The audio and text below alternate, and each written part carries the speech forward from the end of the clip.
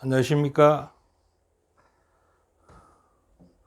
예, 2023년 사기 하나님의 선교, 나의 선교 마지막 13가가 되었습니다. 이제 2023년도도 오늘이 마지막 교과 공부가 되겠습니다. 지금까지 함께 해주신 여러분들 대단히 감사드립니다.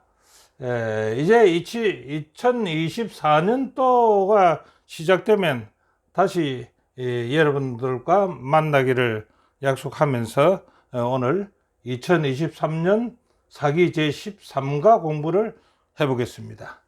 문답식으로 풀어보는 교과 공부 2023년 사기 13가. 오늘 제목은요, 하나님의 선교의 끝이라는 것입니다. 하나님의 선교의 끝. 자, 그러면요, 하나님의 선교의 끝, 어떤 뜻인가? 이 하나님의 선교의 끝이라는 것을 공부하게 되는 것은요, 요한계시록 책을 기준으로 해서 공부가 될 것입니다.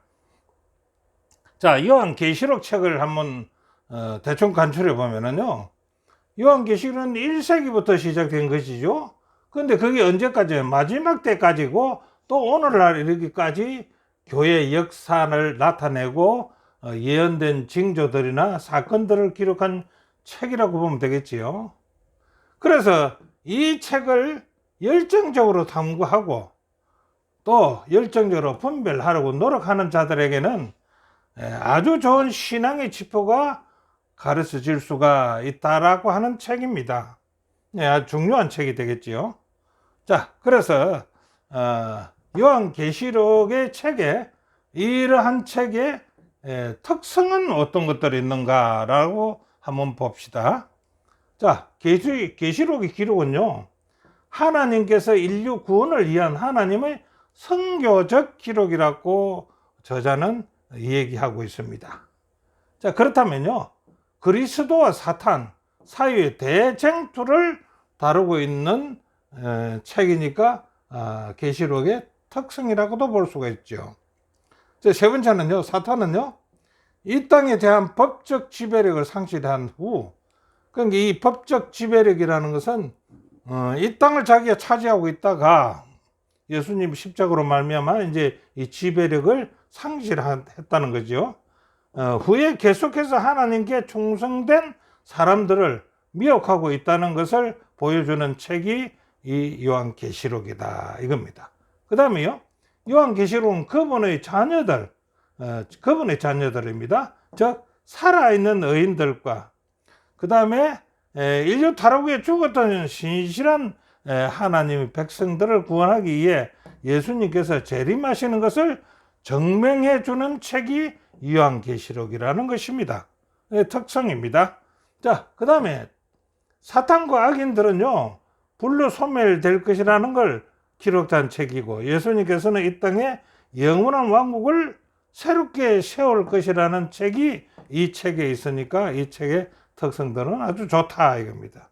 그래서 이번 기 마지막 가를 통해서 우리는요, 요한계시록이 우리를 선교적 교회로 부르시는 선교의 하나님의 초점을 맞춘 선교적 책이라는 것으로 우리가 공부를 하면은 아주 좋을 것 같습니다.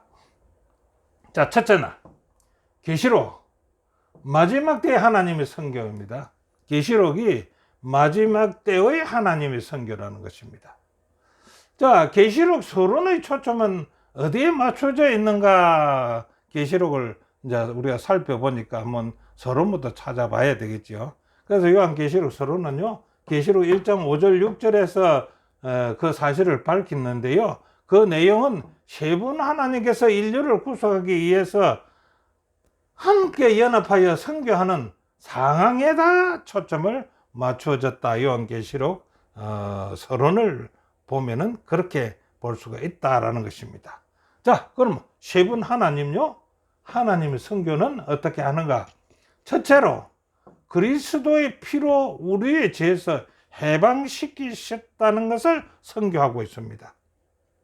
이것은 계시록 1장 5절인데요.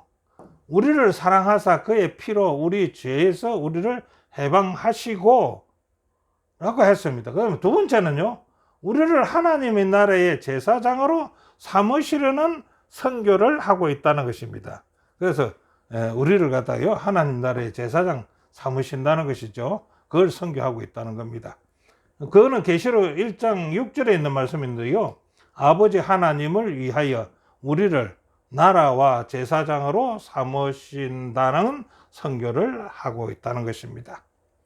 자, 그럼 세 번째는요, 그리스도께서 다시 오실 것이라고 선교하고 있다는 것입니다. 그 계시록 1장 7절이죠. 볼저다 구름을 타고 오시리라, 각인의 눈이 그를 보겠다 하면서 예수님의 재림을 하나님의 선교라 이겁니다. 자, 그럼 하나님의 선교에서요, 구속받는 자들에게 주어지는 호칭이 있을 것입니다. 그 호칭은 무엇이며 그 의미는 무엇인가요? 라고 한번 묻는다면은, 그 호칭 칭호는요, 계시록 1장 6절에 있는 말씀이 하면 되겠는데, 거기에 보면 우리를 제사장이라 해요. 우리를 구속받은 우리를 제사장이라 해요. 베드로전서 2장 9절에는요 택하신 족속이라고 했습니다. 우리를 택하신 족속 호칭을 그 다음에 왕같은 제사장이라고 또 부릅니다. 그리고 우리를 가리켜서 거룩한 나라라고도 부른다는 것입니다. 그리고 우리를 가리켜서 그의 소유된 백성이라고, 하나님의 백성이라고 부른다는 겁니다. 그 다음에는 한 번 더 아름다운 덕을 선전하는 자라고도 우리의 호칭을 불러준다는 것입니다. 자, 이러한 호칭은요, 그 의미가 무엇일까요? 이런 호칭의 의미는, 구속받은 우리는요, 예수님이 흘리신 피를 통해서 하나님의 행성으로 회복시키고 그에 따르는 새롭고 존귀한 우주의 왕과 혈연 관계로 형성된다는 것이고, 그러내서요 우리를 갖다 왕족이 된다고 한다는 것입니다. 이 호칭이. 그러면 우리는 왕족으로서 다른 인간을 구원하는 하나님의 선교사가 되어야 되지 않겠느냐라고 말씀하고 있습니다. 자, 그러면요, 요한계시록을 읽으면서 우리는 선교의 시급함을 이제 깨달아야 될 거 아닙니까? 우리의 이 좋은 호칭이라든지 그 의미라든지 하나님을 선교하는, 무엇을 선교하는지를 보았습니다. 그런데 그러면 그런 것을 우리가 요한계시록에서 읽지 않습니까? 그럼 우리는요, 그 선교가 시급한지 시급 안 한지를 우리가 한번 알아봐야 되겠는데, 시급함을 좀 깨달으라는데, 그 시급함을 깨달으면 어떻게 깨달아요? 계시록 22장 20절에 보면 이렇게 떠났습니다. 이것들을 증거하신 이가 가라사대 내가 진실로 속히 오리라. 속히 오리라는 것이 시급하지 않습니까? 그럼 속히 오려면은 빨리 선교를 하려면 시급하게 선교해야 된다 이거죠. 그래서 요한계시록은 우리에게 선교를 시급하게 하라는 경고가 주어졌다는 것입니다. 자, 저자가 교훈에서는 이렇게 말합니다. 구원은요, 우리에게 하나님의 행성을 회복시키고 존귀한 지위를 준다는 겁니다. 예, 우리 명칭을 보면 존귀한 자가 되지요. 그 다음에 떠나간 모든 인류를요, 하나님께 돌아오도록 초청하는 것이 제사장이 된 우리의 의무고 사명이라는 것입니다. 예, 그 다음에 둘째 날은요, 새 천사의 기별과 선교입니다. 새 천사의 기별. 자, 새 천사의 기별이 주어진 원인이 있을 거 아닙니까? 새 천사 기별이 왜 주어졌는지요? 그 원인을 한번 물어봅시다. 자, 계시록 12장 12절에는 그 원인을 얘기하고 있습니다. 어떻습니까? 그러므로 하늘과 그 가운데 거하는 자들은 즐거워하라. 이거는 우리하고 해당되는 게 아니니까요. 그러나 땅과 바다는 화가 있을진저. 땅과 바다는, 우리가 사는 땅과 바다는 화가 있을진저. 이는요, 왜 그러냐? 마귀가 자기의 때가 얼마 남지 않는 줄을 알므로써 크게 분내어서 우리에게로 내려갔다는 것입니다. 예, 이것 때문에 새 천사의 기별이 우리에게 주어졌다는 거죠. 그래서 땅과 바다는요, 어떻게 됩니까? 대쟁투의 장소가 되고요. 그 대쟁투의 장소에 세 천사의 기별이 주어졌다는 것입니다. 자, 주어진 원인은요, 세 천사의 기별이 주어진 원인은 사탄 마귀가 우리한테 내려왔기 때문에, 그래서 이 땅과 바다는 대쟁투의 장소가 되었기 때문에 세 천사의 기별이 주어졌다는 거지요. 자, 그렇다면요, 세 천사의 기별이 주어진 남은 자손에게 주어진 기별은 무엇이며 우리의 사명은 무엇일까요? 그것이 우리에게 주어진 것이 이 기별은 무엇이냐 같으면 계시록 14장 6절 아닙니까? 우리가 잘 아는 여러 나라와 족속과 방언과 백성에 전할 영원한 복음을 우리가 전해야 할 기별입니다. 자, 계시록 14장 7절에는요, 그가 큰 음성으로 가로되 하나님을 두려워하며 그에게 영광을 돌리라. 왜냐? 이는 그의 심판의 시간이 이르렀으니 극복합니다. 하늘과 땅과 바다와 물들을 근원을 만드신 이를 경배하라는 것이 우리에게 주어진 세 천사의 기별입니다. 그렇죠? 그렇다면요, 이게 우리한테 주어졌는데 우리 사명은 우리 뭐 또 말할 것 없지요. 계시록 13장 6절에 영원한 복음을 전할 사명을 우리에게 주셨습니다. 그 다음에요, 계시록 14장 7절은요, 하늘과 땅과 바다와 물들의 근원을 만드신 이를 경배하라. 창조주를 경배하라는 것이 우리에게 주어진 사명입니다. 그 다음에요, 하나님의 선교가 우리의 사명과 어떻게 연관성이 있을까요? 하나님의 선교가 우리의 사명과 어떤 연관성이 있을까요? 그 하나님의 우리가 관계성을 얘기하는 거 아닙니까? 그 관계는 어떻게 될까요? 누가복음 11장 23절을 볼게요.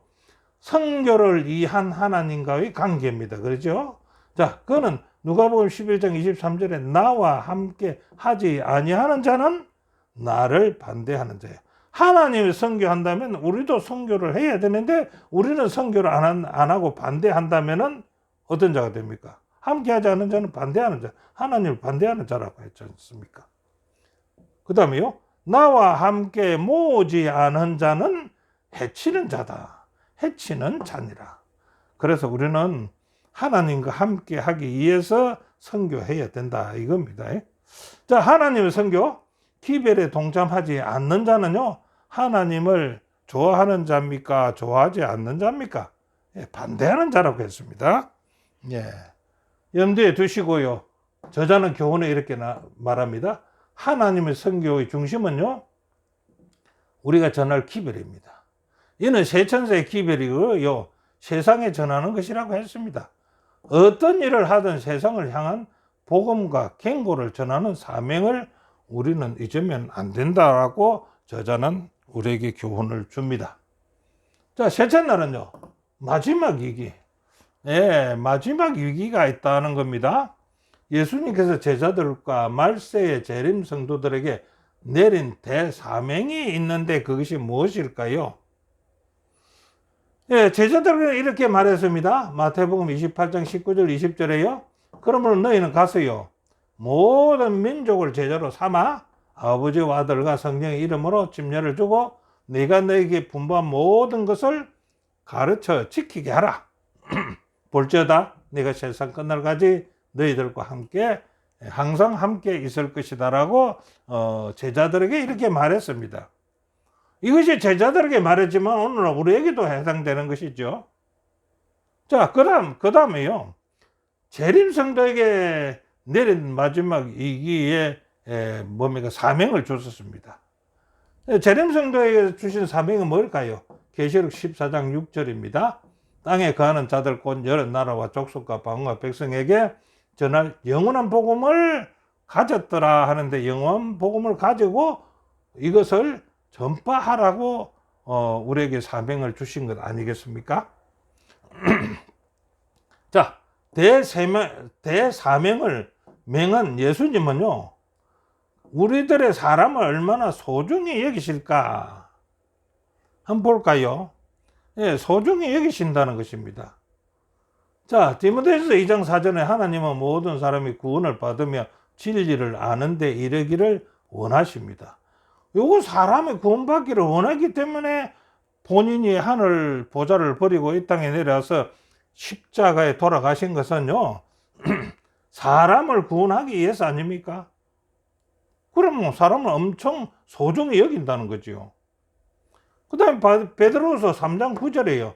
주의 약속은 더딘 것이 아니라 오직 너희를 다하여 오래 참으사 아무도 멸망치 않고 다 회개하기에 이르기를 원해서 예수님이 아직도 지체하고 계신다라고 얘기합니다.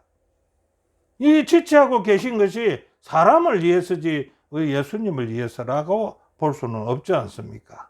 예, 우리에 대해서 오래 참으신다 이겁니다. 이유는요, 멸망하지 않고 회개하고 돌아오라고요. 예수께 재림하실 때에는요, 마지막 선택이 두 부류로 나누어지게 되는데 그 두 부류가 어떻게 나눠질까요? 예, 첫째 부류는 이런 부류가 하나 있습니다. 사탄의 권위에 복종한 사람들입니다. 사탄의 권위에 복종한 사람들은 멸망의 부류지요. 예, 그 다음에 구원의 부류는요, 하나님의 계명을 지키며 예수의 믿음을 지킨 자들입니다.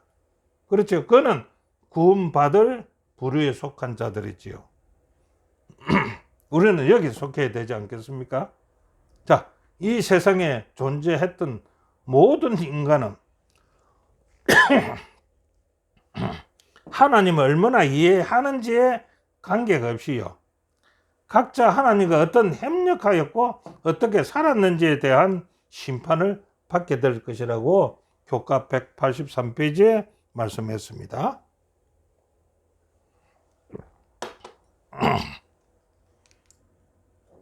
자, 저자의 교훈은 이렇게 말합니다. 예수님과요, 어떻게 관계를 맺는가가 인류에게 중요한 쟁점이다. 하나님과 어떤 관계를 맺는 것이 중요하다는 것입니다. 우리의 사명은요, 마지막 위기에 심해질 사탄의 압력 가운데 바른 선택을 하도록 복음을 전하라는 것입니다. 그래서 전하는 것입니다. 그 다음 넷째 날요, 선교의 성공입니다. 선교를 성공하려면 어떻게 해야 되는가, 이건 이제 보자는 거지요. 그러면 우리 일반적으로요, 선교의 성공이란 어떤 것일까요? 선교해서 성공했다면 어떤 것이 가시적으로 나타날까? 그런 이거는 우리가 이제 가시적 성공도 있고 영적인 성공도 있겠죠. 이 가시적인 성공은요, 많은 침례자 수를 낸 것, 큰 교회를 지은 것, 획기적인 성장을 한 것, 많은 11금 등을 낸 것, 이런 건 다 가시적인 거 아닙니까? 이런 가시적으로 이제 성공했다고 보겠지요, 선교에. 그런데 또 이런 성공이 있습니다. 라디오나 인터넷이나 TV를 활용해서요, 온 세계 땅 끝까지 신속하게 복음을 전파하는 것이 성공이라고도 할 수가 있겠지요. 네, 할 수 있다는 것입니다. 그런데 성경에 기록된 선교의 원칙이 있습니다. 우리는 이 성경에 기록된 선교의 원칙을 좀 아시면 좋을 것 같아요. 그 선교의 원칙은요, 고린도전서 3장 6절에 있는 말씀이 되는데요, 사도 바울은 이렇게 말합니다. 나는 심었고 선교를 했고, 이 말입니다. 그 다음에 아볼로는 물을 주었고, 아볼로는 선교를 한 것을 신자가 되게끔 이끌었다, 이 말이죠. 그런데 이걸 심었던 신앙을 물을 줘서 키우는데 물만 준다고 해서 키워지는 게 아니고 자라게 하는 것은요, 하나님께서 한다. 하나님께서 한다. 다시 말하면 우리의 할 일은요, 선교의 가정에 집중하는 것이다, 이겁니다. 그래서 우리는 무조건 하고, 그가 교회에 들어오든 어쨌든 하나님을 믿든 안 믿든 우리는 선교는 해야 된다 하는 것이 우리 선교의 원칙이라는 겁니다.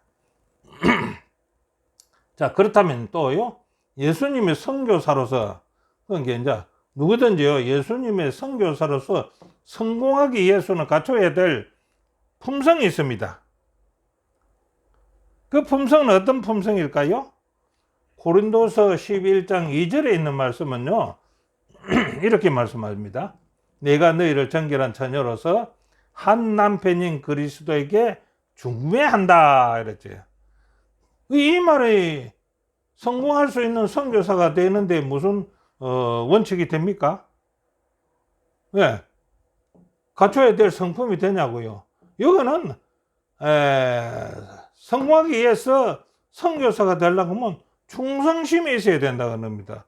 그게 충성하는 성품이 있어야 된다. 그러니까 이제 처녀가 결혼하면 남편에게 충성하는 것을 비유로 말씀하신 것이라고 볼 수가 있겠죠. 자, 이사야 30장 21절에는요.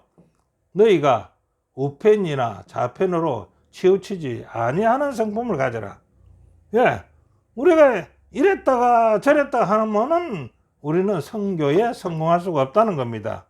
그래서 좌우로나 우로 치우치지 말고 한 길을 보고 나아가야 된다. 그런 성품을 가져야 된다 이겁니다. 그 다음에 요한복음 10장 27절은요. 내 양은 내 음성을 들으며 나는 저희를 알며 저희는 나를 따르는 자가 되어야 된다. 자, 예수님을 따르지 않고 선교에 성공한다고요? 그거는 택도 아닌 일이 되겠죠. 그래서 예수님의 음성을 듣고 그를 따라야 된다. 그 다음 네 번째는요. 요한일서 1장 9절 자기의 죄를 자복하는 자이네. 자기의 죄가 만장같이 있고 자복하지 않는 자가 선교하면 되겠어요? 누가 그걸 받아주겠습니까? 자, 계시록 7장 14절은요. 어린 양의 피에 그 옷을 씻어 희귀한 자다. 예, 죄를 다 회개한 자가 되어야 된다. 그 다음 계시록 19장 8절요. 성도로서 옳은 행실을 하는 자. 옳은 행실을 하는 자가 선교에 성공할 수가 있다는 거지. 그래, 이 6가지를 이제 우리는 그 성품 관리 조절을 잘 해야 될 것이고요. 그 다음에 성품 관리 조절을 잘 하더라도 성공하는 선교 정신의 이유에 정신이 좀 있어야 된다. 선교하는 정신은요. 뭐 앞에 거가 뭐 별 다를 바는 없습니다. 다른 사람을 돕는 선교의 정신. 속임수가 없는 정신. 믿음을 약하게 하는 의심하는 정신이 없는 사람. 거짓 가르치며 부도덕에게 이끌려 길을 잃지 않는 바른 정신. 자신이 남보다 도덕적으로 우월하다고 느끼지 않는 겸손한 정신. 자신의 불완전함을 알고 은혜와 자비가 필요하다는 것을 인정하고 하나님께 그것을 구하는 정신. 이 6가지의 정신이 있어야 된다. 자, 그래서 선교의 성공은요, 이런 유행의 제자도가 있어야 성공한다는 것이 185페이지 교과의 이 얘기입니다. 자, 교훈은 이렇게 합니다. 선교의 성장은요, 하나님께 속한 것이며 우리는 그에 협력하는 사람이다. 선교의 성공은요, 이처럼 협력하여서 선교에 동참하는 충성된 제자를 만드는 것이다.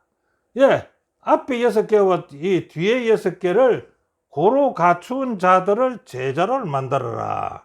그러면은 모든 선교에서 성공할 것이다 라고 말씀하는 겁니다. 예, 5째 날 선교의 완결. 이제 선교를 잘 했다면 이제 완결되는 때가 있겠죠. 자, 하나님의 선교가 완결되면 그때 무엇이 이루어질까요? 하나님께서 선교하라고 요한계시록에 이렇게 이제 가르쳤는데 그 선교가 완성되면은 무엇이 이루어질까요? 예, 이렇게 했습니다. 새로운 세상이 이루어진다 해서 새로운 세상. 계시록 21장 1절부터 쭉 있는 말씀을 보니까요. 새로운 세상이, 그래서 새 하늘과 새 땅이 있고요. 당연하죠. 거룩한 성 새 예루살렘이 거기에 있고요. 하나님의 장막이 우리들과 함께 있고요. 하나님이 우리와 함께 있으며 생명수와 생명과일이 있는 곳이 되고요. 아까 어둠은 사라지고 선과 빛이 영원히 있는 그 새로운 세상이 이루어진다 이겁니다. 선교가 완결되면은. 자, 그렇다면요. 새로운 세상에 없는 것도 있을까요? 네, 새로운 세상에 없는 거 당연히 있겠죠. 뭐가 없을까요? 죄가 없겠지요. 처음 하늘과 처음 땅에 우리가 살고 있는 고달픈 이 세상은 없어질 거고, 우리가 바다 때문에 골치가 아픈 때가 많은데 바다도 없어질 거고요. 우리의 눈물도 없어질 거고, 우리의 죽음도 없어질 거고, 애통하는 것도 없고, 곡하는 것도 없고, 아픈 것도 없고, 밤이 없고, 그 성에는 해와 달의 비침이 쓸 데도 없다. 없는 것이 이렇게 많습니다. 자, 그 다음에요. 재림교회는요, 성교의 완계를 위해서요, 무엇에 노력하고 있는가? 우리 한번 살펴봅시다. 마태복음 24장 14절에 이 천국 복음이 모든 민족에 전거되기 위하여 온 세상에 전파하는 일. 성교의 완계를 위해서 우리는 온 세상에 복음을 전파하는 일을 해야 될 거 아닙니까? 노력하고 있는가요? 두 번째는요, 사도행전 1장 8절, 예루살렘과 온 유다와 사마리아와 땅끝까지 이르러 내 증인이 되어야 한다는 거예요. 우리는 성교 완계를 위해서 땅끝까지 하나님의 증인이 되어야 된다, 이겁니다. 그렇다면 천국 복음이 온 세상에 전파하기 위해서 무엇이 필요한가요? 우리가 이렇게 노력만 하면 될까요? 이렇게 힘만 쓰면 될까요? 아니라는 것입니다. 천국 복음이 온 세상에 전파하기 위해서 무엇인가 필요하다는 것입니다. 무엇이 필요합니까? 스가랴 4장 6절에 했습니다. 요 모든 일들은 힘으로도 되지 아니한다는 것입니다. 그 다음에 이 모든 일이 능으로도 되지 아니한다는 것입니다. 그러면 이 모든 일이 어떻게 돼요? 선교의 일이 어떻게 되거든요? 오직 나의 신으로 된다라고 기록하고 있습니다. 그래서 하나님의 신을 의지하지 않으면 안 될 것이요, 하나님은 기르시는 분이다라고 말씀하시는 겁니다. 자, 교훈은 이렇게 말합니다. 지금은요, 새 하늘과 새 땅에 들어가기 위해 많은 미전도 종족과 전도가 되지 않는 곳, 이웃에게 복음을 전함으로써 주의 재림을 촉진해야 되고요, 하나님께 주신 사명을 완수해야 할 때라고 얘기하고 있습니다. 자, 오늘 공부의 결론을 보면요, 첫째는 요한계시록은요, 우리를 선교하는 교회로 부르는 선교의 책임이다고 결론하는 저자는 얘기입니다. 요한계시록은 무슨 책이라고요? 선교의 책이다. 두 번째는요, 하나님은요, 처음부터 선교에 협력하시며 인류가 하나님의 행상을 회복하고 돌아오도록 초청하는 책이 요한계시록이라는 것입니다. 그 다음에요, 세 천사의 기별은요, 그 중심 기별이고요, 세상의 영원한 복음과 경고를 선포하는 인류의 대쟁점이 기록된 것이 요한계시록이라는 겁니다. 자, 그 다음 네 번째는 이 복음을 나누는 제자들을 만드는 것이 선교의 핵심이라는 것입니다. 복음을 전하고 주의 재림을 촉진한 하나님의 선교에 동참하는 것이 우리의 사명이라고 저자는 기록하고 있습니다. 자, 2023년 마지막 공부는 여기서 마치겠습니다. 함께 공부해 주신 여러분 대단히 감사합니다.